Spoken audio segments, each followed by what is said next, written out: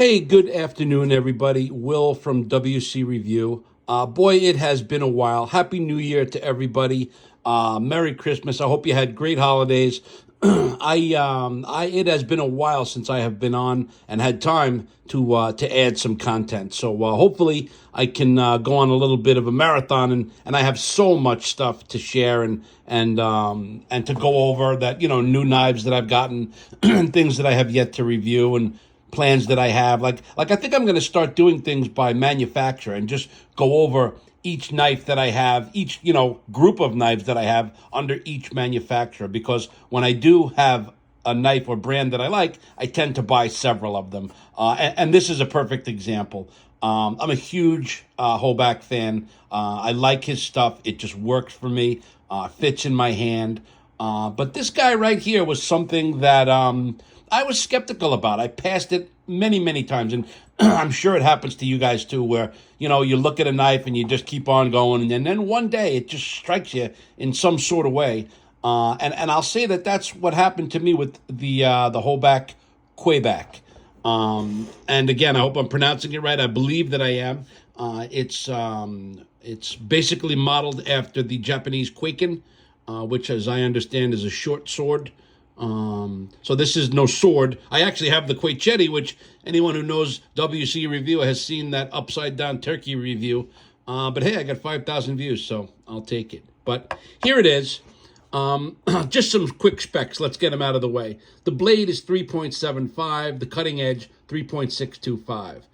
5.3 inches closed, 9 inches open. It's actually a little bit longer than 9. The blade is M390 steel.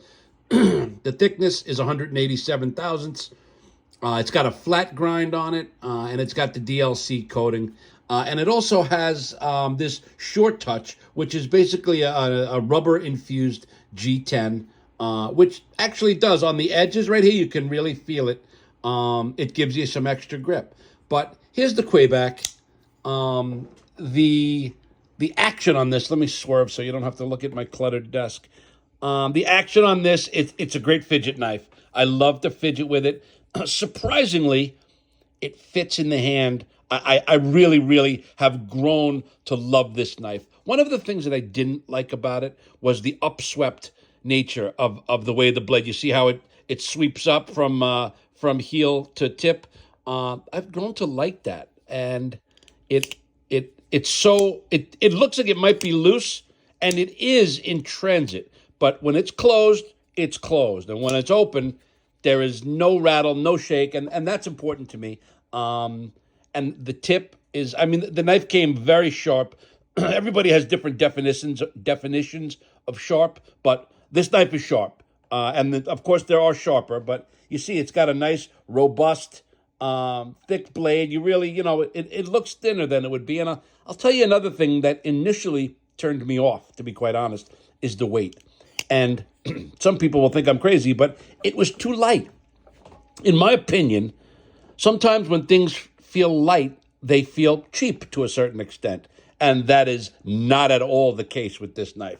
This is a really tough knife. When it opens, it locks. And, I wouldn't go prying things out. It's not that kind of heavy work knife, but this knife will last you a lifetime if you treat it right and don't abuse it. Oh, and I happen to have this, and I'm sorry, Jake, but this is an overpriced pocket clip, but I do love it.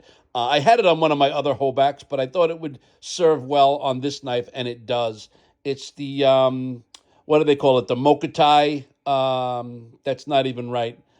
Anyway, you get the idea, but this thing was like $80. There's certain, you can get a whole knife for that, but it looks nice. You got the Hoback rolling detent. It's just a great knife. You know what else I would like, Jake? I'd like to have, I don't know why they have to have a show side and a lock side. There are ways to make bolster locks. I don't know from an engineering standpoint what that entails, but it'd be nice to have good-looking handles on both sides. But hey, that's just a firing from the hip thought. This is a wonderful knife. I love it. And I definitely recommend it. So let's just see. Let's do some size comparisons. Here are my other Hobacks. Here's the Husky. you'll see that it's similar in length alone.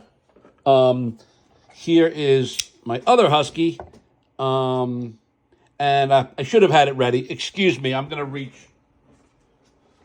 I'm sorry, I'm all over the place. And here is the Kwaiback that everybody has seen from Thanksgiving. Another great knife, but I've already reviewed that, so just wanted to give it a little frame time. What else? What else is a good? Yeah, I don't know that there are many other size comparisons. You get the idea. These are all about 9 inches, but when you get into thickness and stuff, there's no comparison. But I just wanted to get started putting some content out there again. I have some more stuff, but I am definitely a huge Hoback fan, and I can tell you that I have a huge surprise that I think anyone in the knife community will appreciate. I have Jake building me a custom. So when that comes in, that'll be, headline WC review news. But I'm not going to spoil it. When it comes in, I expect another month or so before it's ready to rock. But it's coming. So for right now, I'm so glad to be back. I have more content coming. So hang in there. Happy New Year, everybody. I hope you all have a wonderful 2023. I know I'm going to. It's going to be a good year. So again, the Hoback, Kwaiback, definitely recommend it to you guys. Thanks so much. Bye-bye.